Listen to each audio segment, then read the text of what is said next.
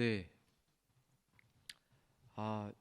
벌써 2019년도 반이 거의 다 지나갔습니다. 정말 시간이 잘 가는 것 같습니다. 네. 이렇게 빨리 지나가는 삶 속에서도 우리가 놓쳐야 할 것은 놓치지 않고 잊지 말아야 할 것은 꼭 기억하고 살 수 있는 그런 우리 모든 성도님들이 되시리라고 생각합니다. 저는 오늘 베드로 충동적 사람에서 제자로라는 제목으로 베드로에 대해서 함께 살펴보고 은혜를 나누고자 합니다. 먼저 요한복음 1장 40절부터 42절에 있는 말씀을 함께 보도록 하겠습니다. 요한복음 1장 40절로 42절에 있는 말씀입니다. 성경 있으신 분들은 다 함께 찾아보겠습니다. 요한복음 1장 40절로 42절에 있는 말씀입니다. 함께 읽어보겠습니다. 시작.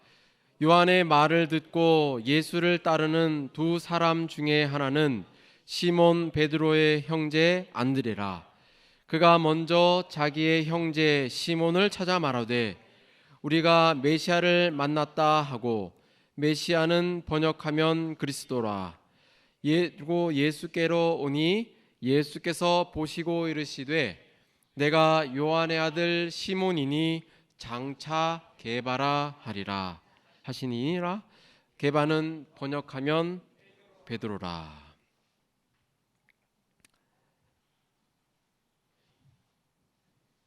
여러분, 베드로 하면 무엇이 떠오르십니까?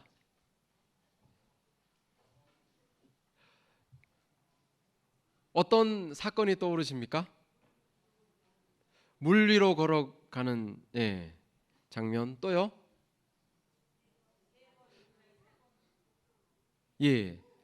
세 번 부인한 장면.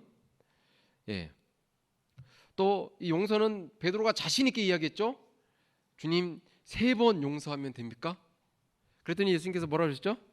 70번씩 7번이라도 용서하라고 말씀하셨습니다. 예수님께서 제자들의 발을 씻기자 베드로가 절대 제 발을 씻길 수 없다고 이야기를 합니다. 그랬더니 예수님께서 내가 씻지 않으면 나와 아무런 상관이 없다고 하자 베드로가 뭐라고 합니까? 발뿐만 아니라 온몸도 다 씻겨달라고 이야기합니다. 또 베드로는 변화산에서 초막 셋을 지어서 주님과 모세와 엘리야를 모시겠다고 이야기합니다. 겟세마네에서는 두 제자와 함께 잠들었고요. 또 예수님을 붙잡으러 온 대제사장의 종 말구의 귀를 자릅니다.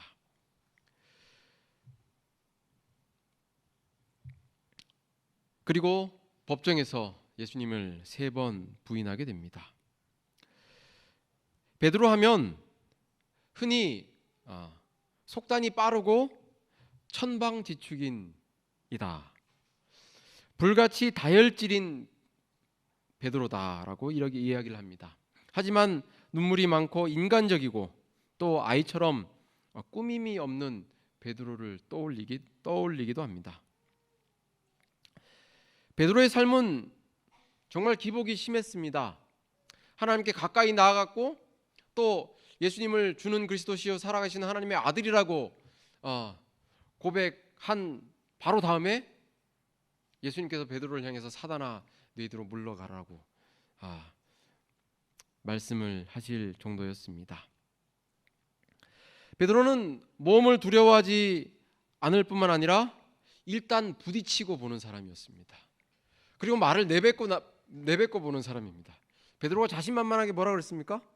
주님, 다른 사람은 다 주를 버릴지라도 나는 주를 버리지 않겠나이다. 아주 자신 있고 자만하는 그런 사람이었습니다.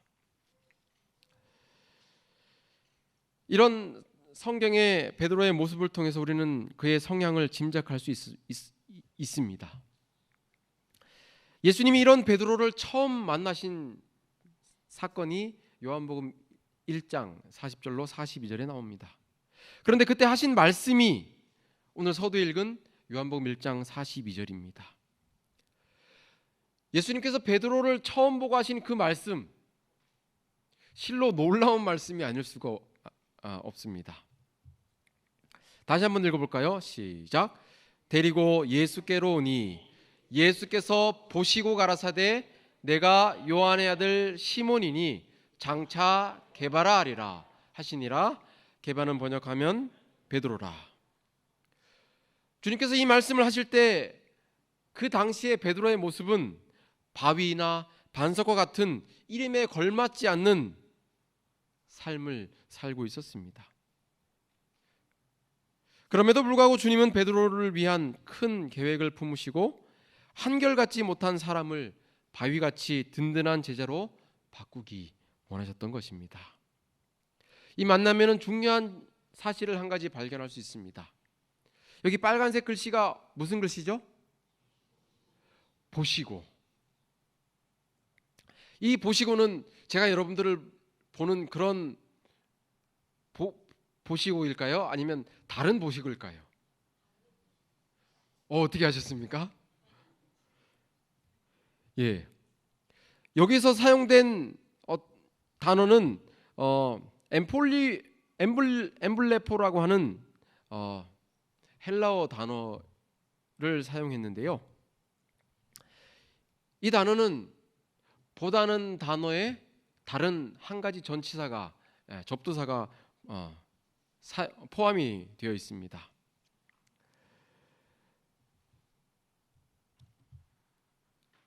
네, 보이시죠? 이 엠플레포로 단어는 이 안에 위에라는 단어와 보다라는 단어가 합해져서, 그래서 이 뜻은 꿰뚫어 보다, 뚫어지게 바라보다 라는 뜻을 담고 있다고 합니다. 예수님께서는 베드로를 보실 때 그냥 그 베드로의 그 어부의 겉모습을 보시는 것이 아니라 그의 속을 들여다 보셨다는 사실입니다. 시대소망은 이 상황을 상세하게 묘사하고 있습니다. 시대소망 139페이지에 있는 말씀입니다. 그리스도께서는 그를 주목해 보시고 그의 성품과 생애의 역사를 읽으셨다. 그의 충동적인 성질, 그의 따뜻하고 인정이 많은 마음, 그 야심과 자만, 그의 타락과 회개와 활동과 순교의 죽음의 역사 등 이 모든 것을 구주께서는 읽으셨다. 그러고는 내가 요한의 아들 시몬이니 장차 게바라 하리라고 말씀하셨다. 예수님께서는 베드로를 그냥 겉모습만 보시는 것이 아니라 그의 살아온 삶, 환경, 그의 성품, 그의 생각, 그리고 잘못된 그의 고쳐야 할 결점들까지도 상세하게 보셨다는 사실입니다. 놀랍게도 이 단어는 다시 한번 예수님께서 베드로를 바라보시는 다른 장소에서 사용되었습니다. 언제 사용되었을까요? 예, 맞습니다. 누가복음 22장 61절에 베드로가 예수님을 3번 부인한 후에 예수님께서 베드로를 바라보시는 그 장면에서 이 엔블레포라는 단어가 다시 한번 사용이 됩니다. 베드로가 가로되 이 사람아 나는 너 하는 말을 도무지 알지 못하겠노라. 방금 말할 때에 닭이 곧 울더라. 주께서 돌이켜 베드로를 보시니 베드로가 주의 말씀 곧 오늘 닭 울기 전에 내가 3번 나를 부인하리라 하심이 생각나서. 베드로가 3번째 딱 부인하고 나서 닭이 울었습니다. 그때 예수님의 시선과 예수님께서 베드로를 바라보시고 베드로의 눈도 시선도 예수님을 향하였습니다. 재판정에서 베드로를 바라보시는 예수님의 시선을 베드로는 어떻게 느꼈을까요? 시대소망에는 잘 설명하고 있었습니다. 우리 함께 한번 읽어볼까요? 시작. 닭의 울음소리가 아직도 그의 귀에 울리고 있을 그때에 구주께서는 얼굴을 찌푸린 재판장들로부터 얼굴을 돌려 그분의 가련한 제자를 유심히 바라보셨다. 그와 동시에 베드로의 시선도 주님께 이끌렸다. 그 부드러운 얼굴에서 그는 깊은 동정과 슬픔을 볼 수 있었을 뿐 분노의 그림자는 추워도 볼 수 없었다. 이 엠블레포라는 이 예수님께서 베드로를 바라보시는 그 시선은 사랑의 눈으로 바라보는 시선이었습니다. 예수님께서는 베드로를 그리고 오늘 저 여러분들을 그렇게 바라보고 계신다는 사실을 기억하시게 되길 소망합니다. 열 길 물속은 알아도 한 길 사람 속은 모른다는 속담이 있습니다. 정말 그렇습니다. 지금 저를 보고 계신데요, 제가 우리 성도님들의 마음을 전혀 알 수가 없습니다. 무슨 생각을 하고 있는지 전혀 얼굴만 봐서는 알 수가 없습니다. 하지만 우리가 믿는 예수님은 우리의 마음과 생각을 꿰뚫어 보시는 분이라는 사실을 이 두 절에서는 두 곳에서는 이야기하고 있습니다. 요한계시록 2장 23절을 우리 함께 읽어볼까요? 시작. 또 내가 사망으로 그의 자녀를 죽이리니 모든 교회가 나는 사람의 뜻과 마음을 살피는 자인 줄 알지라. 내가 너희 각 사람의 행위대로 갚아주리라. 그렇습니다. 우리 주님은 베드로의 앞길에 닥칠 오르막과 내리막뿐 아니라 궁극적인 잠재력까지도 바라보셨습니다. 그리고 굳건한 기초석이 될 것이고 그 위에 그리스도께서 영광을 받으실 것을 주님께서는 내다보셨다는 사실입니다. 나를 가장 잘 아는 분이 우리 구주 예수님이라는 사실입니다. 주님은 우리에 관한 모든 것을 아십니다. 우리의 약점뿐만 아니라 강점과 잠재력까지도 온전히 아시는 분이십니다. 베드로의 모든 것을 훤히 들여다보시는 주님께서 우리의 마음을 들여다보고 계시다는 사실을 이야기해 주고 있습니다. 그리고 우리의 강점과 가능성을 사랑으로 지켜보십니다. 모든 것을 아시는 주님께 온전히 내어 맡기는 저와 우리 마숙교회 성도님들이 되시길 간절히 소망합니다. 두 번째로 예수님께서는 베드로를 부르셨습니다. 개발을 위한 예수님의 부르심입니다. 누가복음 5장 10절에 있는 말씀 함께 읽어보겠습니다. 시작. 세베대의 아들로서 시몬의 동업자인 야고보도 요한도 놀랐음이라. 예수께서 시몬에게 일러 가라사대 무서워 말라. 이제 후로는 내가 사람을 취하리라 하시니. 예수님께서는 베드로에게 새 이름과 새로운 사명, 새로운 삶의 목적을 주셨습니다. 이 사건은 베드로와 새 어부가 갈릴리 호수에서 낚시를 하는 장면 다음에 나오는 말씀입니다. 네 어부가 갈릴리 호수에서 밤새 그물을 던졌지만 물고기를 한 마리도 잡지 못한 어느 날이었습니다. 빈손으로 돌아와 그물을 정리하고 있는 어부들에게 예수님은 배를 육지에서 떼라고 말씀하십니다. 그리고 하시는 말씀입니다. 누가복음 5장 4절입니다. 말씀을 마치시고 시몬에게 이르시되 깊은 데로 가서 그물을 내려 고기를 잡으라. 예수님의 직업이 무엇이었습니까? 목수였습니다. 베드로는 예수님의 직업을 알았을까요? 몰랐을까요? 글쎄요, 성경에 나와 있지 않습니다. 하지만 예수님이 어부가 아니라는 것은 베드로도 알았을 것입니다.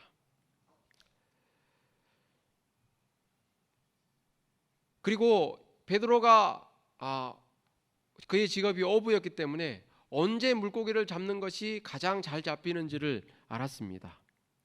물고기가 밤에 잘 잡힐까요? 낮에 잘 잡힐까요? 지금은 잘 모르겠습니다. 네. 그런데 시대의 소망에는 이 상황을 낮보다 밤에 더 잘 잡힌다는 사실을 설명하고 있습니다. 함께 읽어볼까요? 시작. 맑은 호수에서 그물로 고기를 잡기에는 밤이 다시 없이 좋은 시간이었다. 밤새도록 헛수고를 하고 난 후 그물을 환한 낮에 던진다는 것인 가망이 없는 것으로 보였다.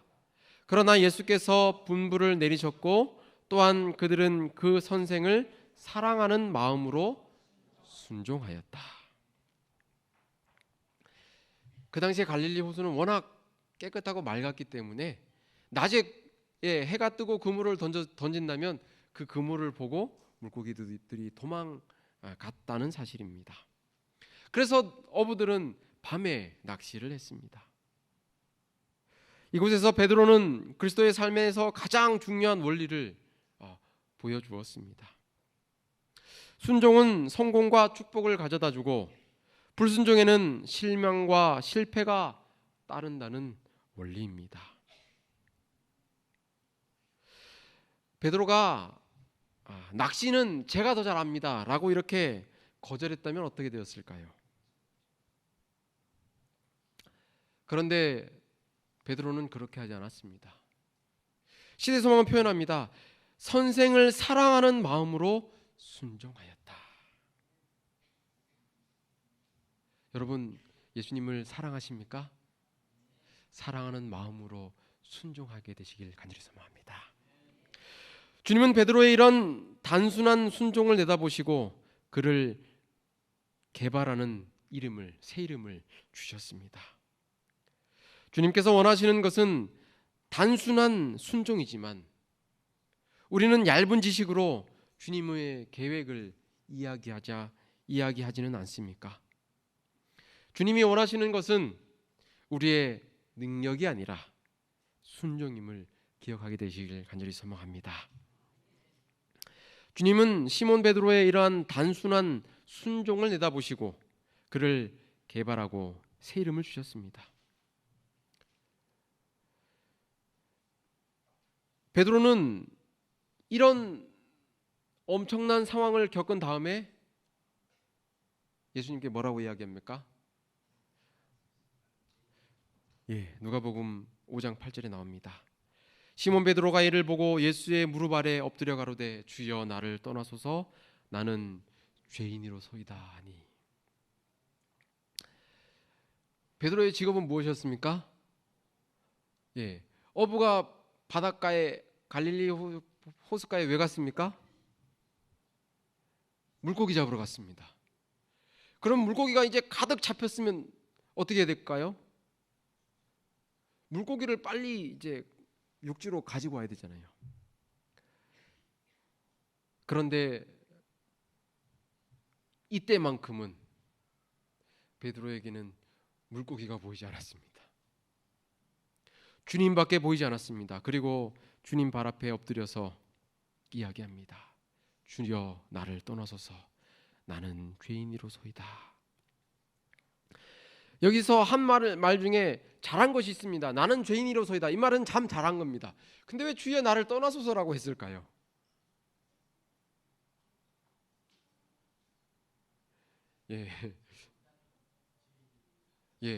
이 말 속에는 자기를 붙들어 달라는 그런 반대의 말이 베드로의 마음이 담겨져 있었습니다.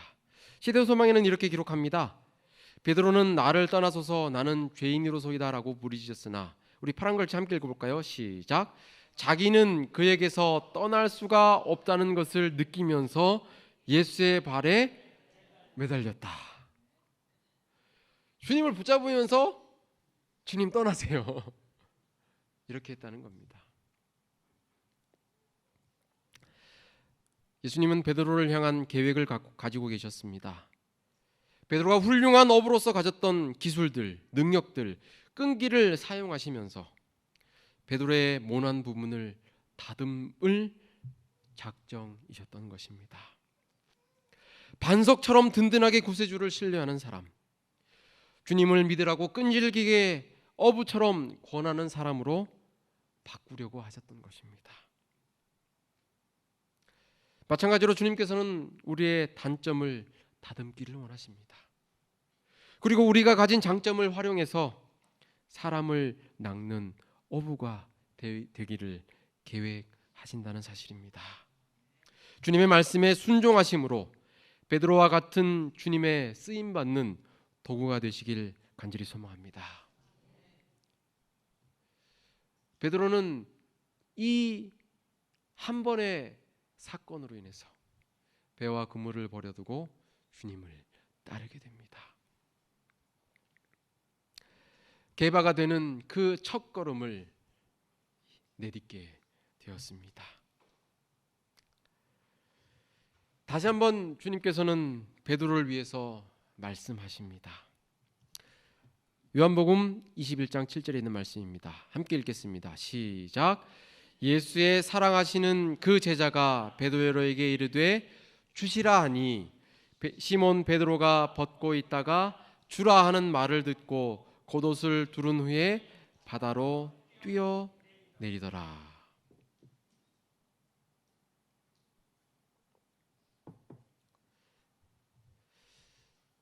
베드로가 3년 반 동안 예수님을 따른 후에 예수님이 십자가에 달려 돌아가셨습니다. 그러고 나서 베드로는 제자들과 함께 있다가 나는 물고기를 잡으러 가겠다라고 하고 나갑니다. 다른 6명의 제자도 베드로와 함께 물고기를 잡으러 갔습니다. 왜 베드로와 6명의 친구들은 낚시를 하러 갔을까요? 시대의 소망에는 그 상황을 기록해 놓았는데요. 지금까지 따르던 예수님께서 돌아가시자 이제 자신들의 허름한 옷을 보고 자신들의 모습을 보고 살 길을 찾아서 하룻밤 물고기를 잡아서 자신의 생계를 유지하고자 그렇게 나갔던 것입니다. 그런데 역시나 밤이 맞도록 수고했지만 물고기를 한 마리도 잡지 못했습니다. 그때 어떤 분이 그물을 배 오른편에 던지라라고 말씀하십니다. 정말 오른편에 던졌더니 그물이 찢어질 정도로 153마리가 물고기가 잡혔습니다. 베드로는 3년 반 전에 예수님을 따르던 때를 떠올리게 됩니다. 또 이때는 아침이었습니다. 마찬가지로 주님의 말씀에 순종했을 때 엄청난 물고기를 보고 베드로는 또 마찬가지로 물고기를 버려두고 배를 버려두고 물속을 뛰어서 주님께 먼저 가는 장면이 나옵니다. 왜 예수님께서는 다시 한번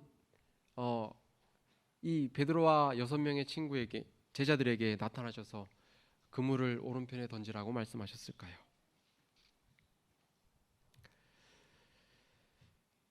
새롭게 사명을 주시려고 하셨습니다. 시대소망 810쪽 811쪽에 있는 말씀입니다. 함께 읽겠습니다. 시작. 그때에 예수께서는 고기잡이 배를 떠나도록 저들을 부르셨고 그들로 사람 낚는 어부가 되게 하시겠다고 약속하셨던 것이다. 그러한 장면을 그들의 마음에 떠오르게 해서 그 인상을 깊이 심어주시기 위하여 그분은 다시 이러한 기적을 행하셨던 것이다. 그분이 그렇게 하신 것은 제자들에게 맡기신 사명을 새롭게 하시려고 한 것이었다. 베드로가 예수님의 제자가 되어서 3년 반 동안 예수님을 따르면서 많은 우여곡절이 있었습니다. 예수님을 잘 따르기도 하면서 또 세상적인 생각, 사단의 생각을 주님께 이야기하기도 하였고 예수님을 3번 부인하는 잘못을 저지르기도 하고 자신만만하고 교만하고 언제든지 자기 자신을 드러내기를 좋아했던 그런 베드로에게 새로운 사명을 새롭게 맡기시려고 했던 것입니다.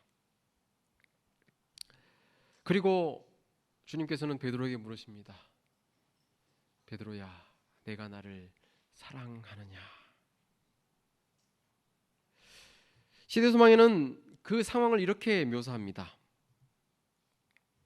모인 제자들 앞에서 예수님은 베드로의 회개의 깊이를 나타내셨으며 한때 자만스럽던 제자가 얼마나 완전히 겸손하게 되었는지를 보여주셨다. 베드로의 성격을 다시 한번 돌아보겠습니다. 베드로는 나서기를 잘하고 충동적이었습니다. 사단은 이 특성을 가지고 그를 넘어뜨리는데 이용했습니다. 베드로가 넘어지기 직전에 예수께서는 베드로에게 사단이 밀 까부르듯 하려고 너희를 청구하였으나 그러나 내가 너를 위하여 내 믿음이 떨어지지 않기를 기도하였노니 너는 돌이킨 후에 내 형제를 굳게 하라라고 말씀하셨습니다. 그 기도로 말미암아 그 기도를 이루시기 위해서 주님은 다시 한번 베드로에게 내가 나를 사랑하느냐라고 질문하셨던 것입니다. 그 시간이 이제 이 순간에 이르러 왔습니다. 베드로의 변화는 분명해졌습니다. 이전의 베드로와는 완전히 다른 베드로의 모습을 나타내 줍니다. 면밀하게 시험하시는 그 주님의 질문에 대해 베드로는 한마디에 뻔뻔스럽고 자부심은 강한 대답도 하지 않았습니다. 그는 겸비하고 회개한 마음으로 주님, 제가 주님을 사랑하는 줄 주님께서 아십니다 라고 베드로는 겸손하게 대답하였습니다. 그래서 베드로는 양치는 목자로서 그전 어느 때보다 더 잘 준비되었음을 다른 6명의 제자들 앞에서 보여지게 되었다는 사실입니다. 베드로가 실패하기 전에는 늘 지각 없이 순간적인 충동에 따라 말을 하였습니다. 다른 사람의 일을 바로잡으려고 하고 다른 사람에게 칭찬을 받으려고 하고 자기를 드러내고 싶은 그런 마음을 가지고 있었습니다. 하지만 이제 회개한 베드로는 매우 달라졌습니다. 성급하게 대답하지 않았고 자신을 믿거나 자고하지 않았고 조용하고 침착하고 온순하게 주님의 질문에 대답하였습니다. 주님, 제가 주님을 사랑하시는 줄 주님께서 아십니다. 베드로가 쓴 마지막의 편지의 결말에서 우리는 그가 충동적인 사람에서 반석이 될 수 있었던 비결을 엿볼 수 있습니다. 베드로후서 3장 18절에서 그는 기록합니다. 함께 읽겠습니다. 시작. 오직 우리 주 곧 구주 예수 그리스도의 은혜와 저를 아는 지식에서 자라가라. 영광이 이제와 영원한 날까지 저에게 있을지어다. 우리는 우리 주님의 은혜와 주님을 아는 지식에서 자라가야만 합니다. 베드로는 구주 예수님의 은혜와 예수님을 알므로 자라가는 것이 얼마나 중요한지를 몸소 배웠습니다. 그리고 베드로를 향한 주님의 계획은 결국 이루어졌습니다. 저와 여러분을 향한 하나님의 계획은 무엇일까요? 우리의 가장 깊은 곳까지도 살피시는 주님께서 우리를 부르고 계십니다. 우리의 약점을 너무나도 잘 아시는 주님께서는 그 약점을 바라보시는 것이 아니라 약점을 갈고 다듬어서 강점을 통해서 주님의 사업을 하는 주님의 제자로 삼으시기 위해서 오늘 이 자리에 부르셨다는 사실입니다. 비록 넘어지더라도 다시 일으켜 세우시고 우리에게 분부하시는 주님의 음성을 듣는, 다시 한번 생각하는 그런 안식일이 되기를 바라면서 말씀을 줄이겠습니다.